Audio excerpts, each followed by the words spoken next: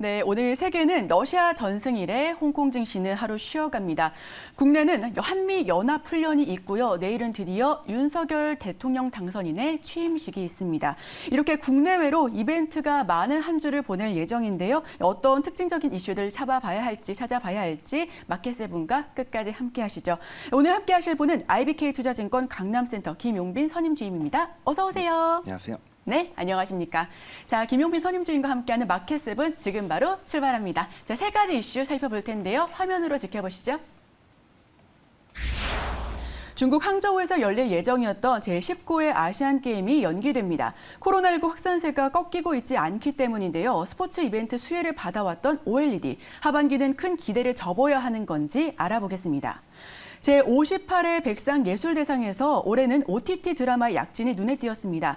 오징어 게임과 DP, 소년심판 지옥 등 다채롭게 상을 거머쥐었는데 다음 타자는 누가 될지 차기 OTT 콘텐츠가 기대를 모으고 있습니다. 마지막으로 윤석열 대통령 당선인이 내일 국회에서 취임식을 진행합니다. 앞으로 달라질 정책과 이에 따라 움직일 산업별 주가 흐름 미리 알아봐야겠죠. 윤 당선인 인맥주, 정책주 살펴보겠습니다. 저희 첫 번째 키워드부터 열어보겠습니다. 첫 번째 키워드 보여주시죠. 네. 호학공존 OLED로 첫 번째 문을 열어보겠습니다. 보통 스포츠 이벤트 수혜로 OLED 관련주가 크게 상승 모멘텀을 갖고 있잖아요. 이번에 9월로 예정됐었던 아시안게임이 연기가 된다고 합니다. 무기한 연기라는데 이 이벤트로 호재로 생각을 했는데 OLED 관련주는 하반기에는 모멘텀을 갖지 못할까요? 이 부분에 대해서 스포츠 이벤트에 대해서 OLED 관련주들이 호재냐 악재냐라는 얘기는 사실 악재라는 부분으로 좀 해석하는 부분이 맞을 것 같고요. 특히 삼성전자 컨퍼런스 콜 당시에서도 스포츠 이벤트에 대해서 이제 기대를 한 만큼 그 부분을 생각해보면 악재로 생각하는 게 맞을 것 같습니다. 하지만 저희 남은 이제 이벤트를 봤을 때 월드컵도 남아 있다는 부분을 봤을 때 큰 악재는 아니다라고 해석을 할 수 있겠네요. 특히 이 스포츠 이벤트마다 TV와 관련된 그 호재들을 반영해 봤을 때 특히 첫 번째로는 이제 온 가족이 다 같이 볼 수 있는 월드컵이고요. 그 다음에 올림픽, 그 다음에 아시안 게임이라고 생각을 해볼 수 있기 때문에 크게 걱정할 만한 수준은 아닌 것 같습니다. 최근에는 TV 시장이 계속적으로 역성장을 보이고 있는데도 그래도 대형 TV라든지 프리미엄 TV 쪽에서는 계속적으로 선방을 해주고 있단 말이에요. 특히 그 OLED 부분은 계속적으로 시장 증가세가 있어 왔기 때문에 이 부분에 대해서는 조금 괜찮게 생각하셔도 될 것 같다라는 생각을 가지고 있습니다. 네, 우리에게 아직 월드컵이 남아있다라는 말씀해 주셨는데요. 앞으로 계속해서 하반기 모멘텀은 지켜봐야겠습니다. 이번에는 호재로 넘어가 보겠습니다. 방금까지는 악재에 대해서 얘기 나눠봤는데요. 5월 10일, 내일 화요일에 유럽 디스플레이 전시회가 개최된다고 합니다. 전시회에 참가하는 국내 기업이나 아니면 지금 눈여겨봐서 좋을 OLED 관련주가 있을까요? 참가 기업은 아니지만 LG 디스플레이향 벤더 중에 이제 P&H 테크라는 종목을 좀 눈여겨봐야 될 것 같다라고 생각을 하고 있는데요.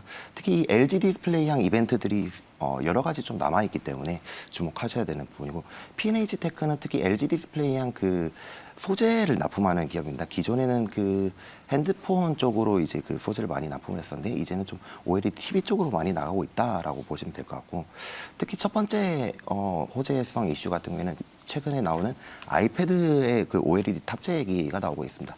특히 2024년 차기 모델부터 아마 나올 예정이고요. 2024년 모델에서는 특히 12.9인치와 11인치, 12.9인치는 LG 디스플레이 단독으로 납품할 예정이고 아마도 11인치는 삼성 디스플레이도 같이 납품을 할 것 같은데 특히 또 LG 디스플레이 같은 경우는 이 부분에 대해서 선제 대응을 하기 위해서 미리 증설을 많이 해놨었기 때문에 이 부분에 아마 초도 물량까지는 LG 디스플레이가 다 납품을 하지 않을까 이 부분에서 좀 수혜를 받을 수 있을 것 같고요. 두 번째로 대형 디스플레이 시장에서도 좀 호재가 있습니다. 지금 계속적으로 좀 작년부터 있어 왔던 얘기인데 삼성전자가 LG 디스플레이 패널을 쓰냐 안 쓰냐, WOLED 패널을 쓰냐 안 쓰냐 얘기로 계속적으로 있었습니다. 특히 지금 시장에서는 상반기 내에는 이 계약이 완료될 거라고 생각을 하고 있습니다만 지금 OLED 단가가 너무 많이 올라왔기 때문에 이 부분에 대해서 좀 계약상으로 좀 진전되고 있는 것이 아닌가. 근데 이런 호재성 이벤트들을 미리 좀 매수한다는 시점으로 봤을 때는 상당히 괜찮은 트레이딩이라고 생각을 하고 있습니다. 네, 하반기 내내 OLED가 프리미엄을 붙을 수도 있고 또 이와 관련해서 LG 디스플레이는 앞으로 계속해서 눈여겨봐야 할 종목인데 그 내에서 벤더 업체 그리고 또 중소형 기업을 찾는다면 P&H 테크 함께 눈여겨 눈여겨보셔도 좋겠습니다. 앞으로 계속해서 주가 흐름 저희도 지켜볼 테니까요. 이 OLED 관련주 참고해 보시면 좋을 것 같고요. 자, 이번엔 두 번째 키워드 오픈해 보겠습니다. 두 번째 키워드 보여주시죠. 네, OTT 드라마 약진으로 두 번째 문 활짝 다시 열어보겠습니다. 지난 금요일이었죠. 백상예술대상이 개최가 됐습니다. 올해는 OTT 드라마의 약진이 눈에 띄는 그런 행사였었는데 다수의 넷플릭스 작품들이 수상을 했습니다. 지금 눈여겨봐도 좋을 그런 작품들이 있을까요? 말씀하신 대로 최근에 또 그 개봉을 앞둔 기대수들이 상당히 많습니다. 특히 넷플릭스 컨텐츠에서 좀 주목을 할 필요가 있다라고 생각을 하고 있는데요. 그 중에서도 수리남과 종이의 집이라는 컨텐츠입니다. 수리남 같은 경우에 이제 350억 정도의 규모로 이제 집행된 컨텐츠고요. 마약 범죄 관련 드라마입니다. 종이의 집 같은 경우에는 그 넷플릭스 보시는 분들 많이 다 보셨을 거라고 생각을 합니다. 특히 그 스페인에서 좀 대박 콘텐츠를 쳤던 부분인데 이 한국으로 이제 재해석하면서 이렇게 나왔다라고 할 수 있겠고요. 특히 둘 다 공통적인 것은 이 제이 콘텐츠리의 자회사에서 좀 둘 다 제작에 관여를 했었다는 것입니다. 그래서 특히 제이 콘텐츠리에 대해서는 조금 관심 있게 지켜볼 만하다라고 생각합니다. 제이 콘텐츠리는 뭐 지옥이라든지 지금 우리 학교는과 같은 좀 우수한 작품을 냈음에도 불구하고 사실 그 오징어 게임이란 기대치 때문에 사실 주가가 많이 못 갔었던 부분이 있는데 그리고 또 자회사로 메가박스가 있습니다. 만약 좀 흑자인 부분이 있는데 적자인 부분이 있는데 이 코로나가 지금적으로 계속적으로 풀리면서 이 부분에 대해서는 같이 위드 코로나로서 또 같이 수혜를 받을 수 있지 않을까라는 기대감이 있습니다. 네, 그런 기대가 말씀해 주셨는데요. 그럼 우리 용빈 선임주임은 넷플릭스 혹시 시청하고 계실까요? 최근에는 한 2달 전까지는 많이 시청을 했었는데 그 구독만 하고 아직은 시청을 잘 안 하고 있는 상태입니다. 구독만 하고 시청을 안 한 상태 때문에 넷플릭스 주가가 빠지지는 않았겠지만 최근 넷플릭스 주가가 많이 내려갔잖아요. 그럼에도 불구하고 넷플릭스의 콘텐츠들은 굉장히 앞으로도 건재한 흐름을 보여줄 수 있을 것 같습니다. 말씀해 주신 것처럼 수리남과 종이의 집 그런 기대감이 관련된 제작사들로까지 모멘텀이 이어질 수 있을 것 같고요. 제이 콘텐츠리 한번 봐보셔도 좋겠습니다. 그럼 미국 마라마운트 플러스라고 합니다. 이 초종 OTT와 손을 잡고 다음 달 아시아 국가 중엔 처음으로 우리나라에 상륙을 한다고 하는데요. 우리 작년에도 애플 TV 관련주, 무슨 관련주, 애플 TV 디즈니 관련주 이야기가 많았었는데 그때처럼 지금도 상륙하기 전에 미리 봐야 할 관련주가 있을까요? 이 파라마운트에 대해서 좀 간략히 설명드리면 이번에 티빙과 제휴를 하습니다. 보통 그 해외 OTT 같은 경우는 이제 단독으로 입점하는 경우가 상당히 많았었는데 그 티빙과 연계해서 이제 한다는 점이 좀 중요 포인트라 할 수 있을 것 같고요. 그 파라마운트 같은 경우는 그 이제 영화 시작할 때 별 보이는 있죠, 에베레스트에 별 보이는 그런 이제 제작사인데 이 파라마운트 같은 경우에 이제 전 세계 구독자 수로 따져봤을 때 한 4,500만 명 정도 됩니다. 이 부분에 대해서 지금 그 CJ ENM과 그 CJ ENM이 그 티빙의 모회사거든요. 그렇게 된다면 같이 협업을 했을 때 어떤 시너지가 나올 수 있을지에 대해서 좀 초점을 둬야 된다라고 생각을 하고 있고요. 그럼 CJ ENM 하면 자회사로 떠오르는 것이 이제 스튜디오 드래곤이라는 제작사입니다. 특히 스튜디오 드래곤이 이제 그 파라마운트 플러스와 이제 좀 같이 그 협업을 했을 때 일단 스튜디오 드래곤의 이제 신규 콘텐츠가 계속적으로 나갈 수 있는 부분이고요. 추가적인 부분으로 봤을 때 기존에 이제 잘 나갔던 드라마들까지도 좀 향후 매출에 관여를 할 수 있겠다. 또한 그 명성까지도 레퓨테이션까지도 조금 어느 정도 반영이 될 수 있으니 이런 부분에서는 좀 괜찮을 것 같다라는 생각하고 있습니다. 하지만 그 스튜디오 드래곤이 사실은 그 대형주인 만큼 좀 그 컨텐츠 중 치고는 좀 대형주죠. 그런 부분에 대해서는 사실 테마성 접근보다 앞으로 장기적으로 실적을 어떻게 쌓아나가는지에 대해서 좀 초점을 두신다면 이 부분은 상당히 괜찮은 이슈로 작용할 것 같다라는 생각을 하고 있습니다. 네, 작년에 넷플릭스 관련주로 크게 떠오른 스튜디오 드래곤 또 스튜디오 산타클로스도 있었잖아요. 굉장히 다양한 종목 가운데 이 종목 톡 이렇게 또 짚어주셨으니까 스튜디오 드래곤 앞으로 계속해서 모멘텀 지켜보셔도 좋을 것 같습니다.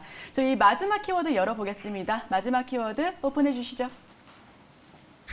새 정부 110대 국정과제로 마지막 키워드를 이야기해 보겠습니다.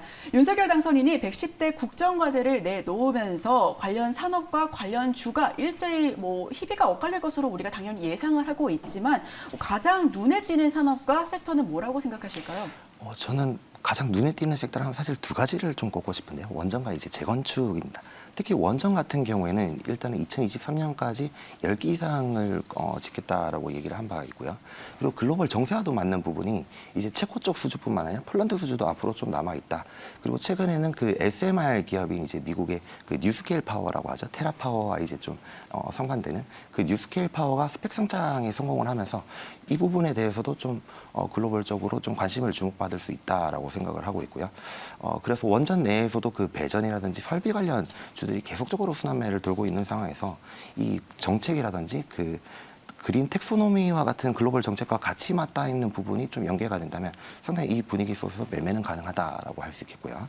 재건축 같은 경우에 지금 주택 250만 호 공급이 이제 그 공약으로 되어 있습니다. 이 공약으로 인하여 정책적으로 수혜를 받는 것이 아닌가라고 생각을 하시는 분들이 상당히 많을 텐데 사실 이 주택 사이클에 대한 부분은 작년부터 계속적으로 이어져 오고 있습니다. 작년부터 시작을 해서 계속적으로 오고 있는 그 산업 사이클 속에서 좀 같이 좀 갈 수 있다라는 부분을 생각해 봤을 때 뭐 그 재건축과 관련한 중소형 건설주라든지 철근이라든지 뭐 그 거푸집 같은 기업들은 같이 볼 필요가 있겠다라고 할 수 있겠습니다.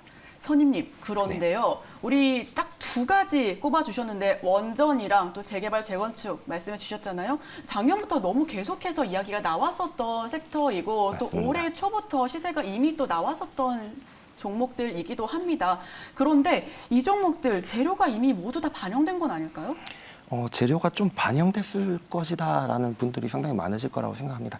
하지만 예전에 그 대운하는 뭐가 실패했지만 4대강으로 인해서 자전거가 좀 부활을 했다든지 아니면 예전에 그 벤처기업을 육성한다면서 그 바이오가 좀 잘 갔었다든지 그 다음으로 이제 그 대북 정책을 하게 되면서 이제 그 대북 관련주들이 상당히 많은 랠리가 있었잖아요.